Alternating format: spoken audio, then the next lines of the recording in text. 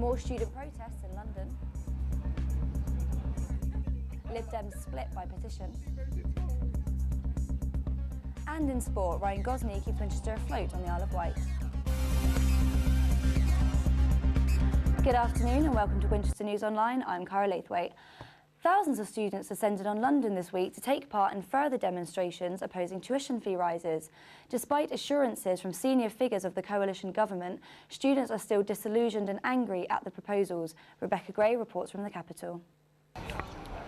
Protesters again took to the streets of London this week to make clear their anger over tuition fees. But police came out on top this time as 153 arrests were made and large crowds were kettled in tight spaces throughout the day.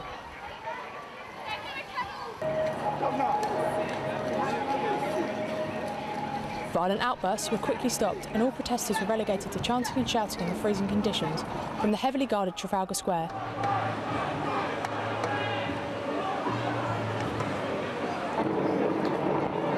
It appears that the Met and City Police were better prepared this time, as they hugely outnumbered protesters following the trouble at Millbank. Police have estimated at the protest today there are 500 or so protesters here in Trafalgar Square. The police have penned them in, and here they're setting fires, they're chanting, protesting, generally making themselves known. Behind me there's been singing, there's been fires, we heard some bangs earlier, saw some smoke, there's a helicopter, there's also mounted police and police with riot gear. Because we want to have a chance to have an education, because it's not fair that we won't be able to because our parents can't afford it. I think it's absolutely disgusting, and this is why we're here tonight and we're not leaving.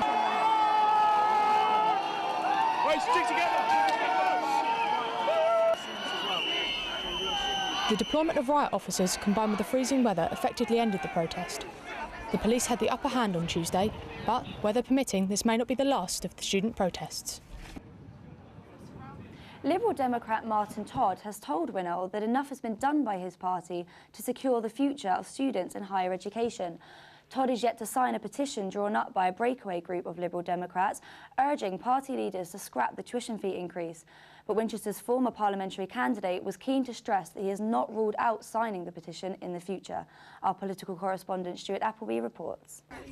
Over 100 Liberal Democrat activists have formed a breakaway petition from their party. The signatures are directed at senior Liberal Democrat ministers to make them honour their pre-election pledge of saying no to higher tuition fees. But an ex-Winchester parliamentary candidate claims the Liberal Democrats have already done enough. Are you going to sign the petition yourself? I'm not sure it's still open for signatures.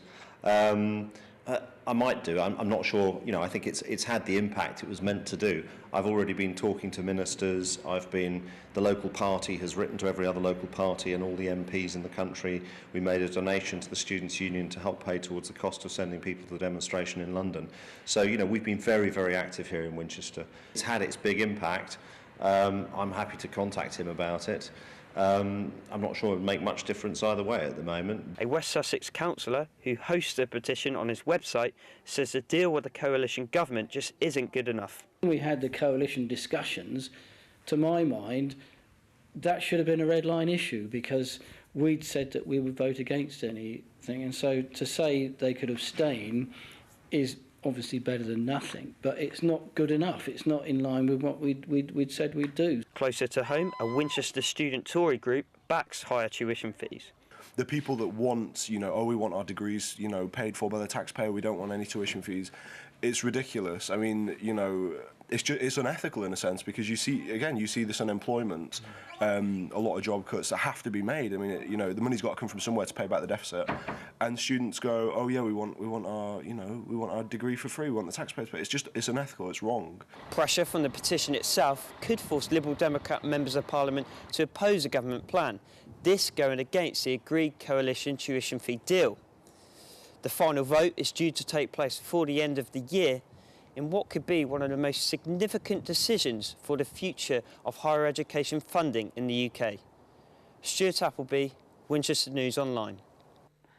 It was announced this week that elections for the position of Ethical and Environmental Officer at the University Student Union will be held between the 14th and the 16th of December. The executive position has been free since the previous incumbent, Andrew Emerson, resigned.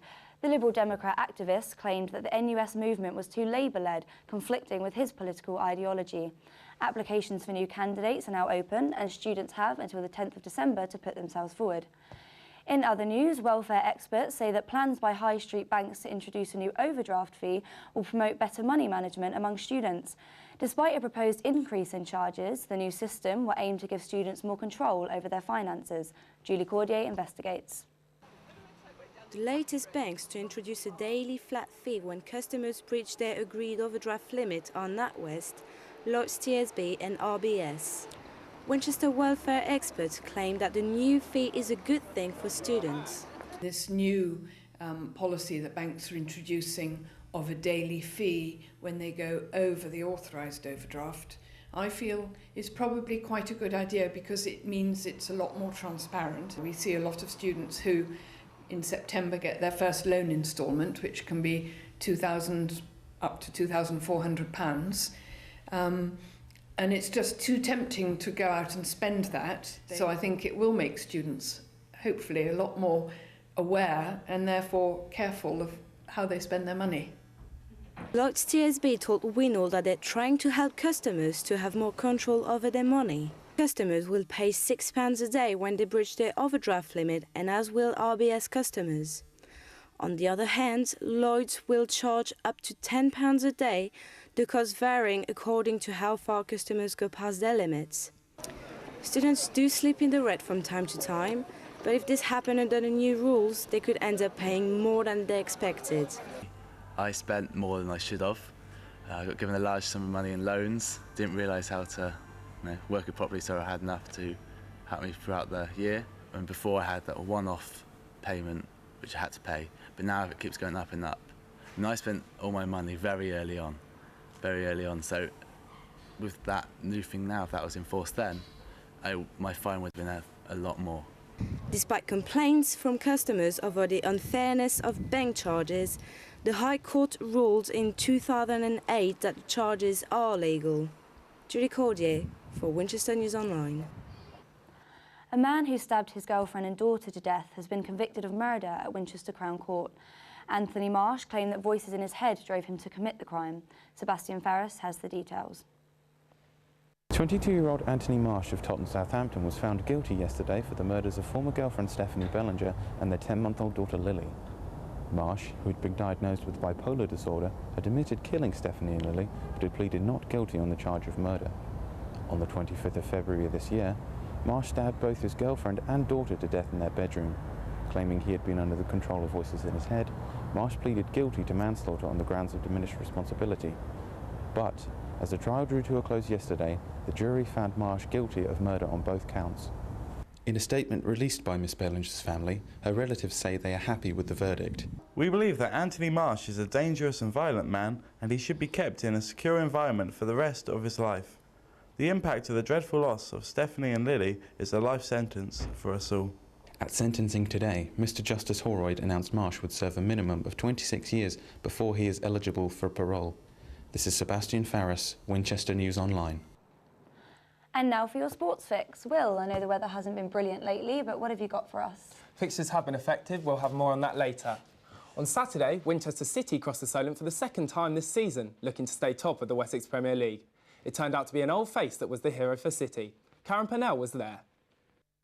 Winchester travelled to the Isle of Wight this weekend to face Newport in an attempt to extend their top-of-the-table lead, with Lee Mills and Doug Rowe both making early efforts. Winchester are currently unbeaten in 10 games in both League and Cup. That's a ball over the top by Mills to Rowe. He tests it down and it's in! What a goal by Winchester City, 1-0 up after 26 minutes. The familiar face of Ryan Gosney, back in a Winchester shirt, produced an outstanding performance with a string of superb saves. It's round the wall, and what a save by Ryan Gosney. The goal still doesn't go in. But the Winchester resistance was finally broken in the 75th minute. More pressure from Newport here. Ball comes across. Oh, it's a scramble. Oh yeah, and it's poked in. Gosney and Winchester's resistance has finally been broken. And Mills takes the shots from behind out. It's off the, and it's in! Winchester, 2 minutes to go, taking the lead. And what an important goal that could be in their title challenge. Karen Purnell, Winchester News Online. The recent cold snap has caused a number of fixtures to be postponed in the Wessex Premier and the Blue Square South. David Champion and Mikey Smith explain why matches were called off.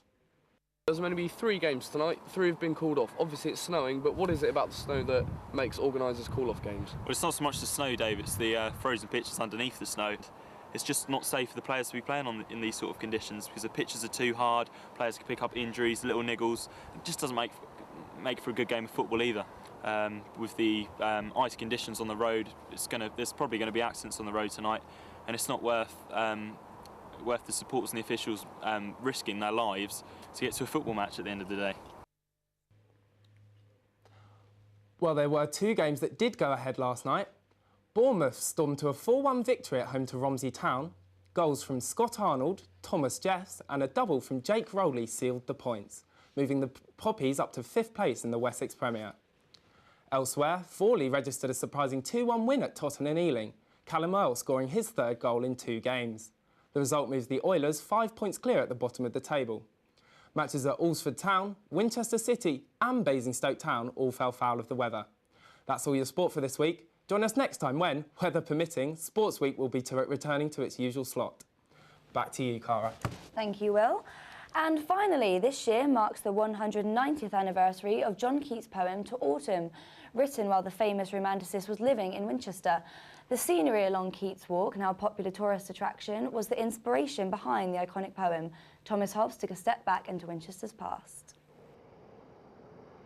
John Keats' The Autumn is regarded as one of the finest poems in English literature, and it was written here in Winchester. This year marks the 190-year anniversary since it was first published. Keats, often regarded as the greatest English romantic poet, stayed in Winchester during the autumn of 1819, and his daily walk, now a popular tourist destination, through the cathedral close to the beautiful country meadows of St. Cross, provided the inspiration for the creation of To Autumn. While barred clouds bloom the soft dying day, and touch the stubble plains with rosy hue, then in a wailful choir the small gnats mourn among the river sallows, borne aloft or sinking as the light wind lives or dies. Critics say if ever there is such a thing as a perfect poem, Keats's To Autumn is that poem. Keats's life was cut tragically short at age 25, but it is clear Winchester was an area with a significant impact on his legacy, and To Autumn will forever remain a beautiful summary of the city of Winchester. Well, that's all for this week, but for more award-winning news and sport, don't forget to log on to our website at www.winol.co.uk, where you will also find our brand new features-led discussion show, WINOL Life, with special guest Laura Barton. But now, stay tuned for what's on in Winchester with Kaylee James. But from all of us here, goodbye.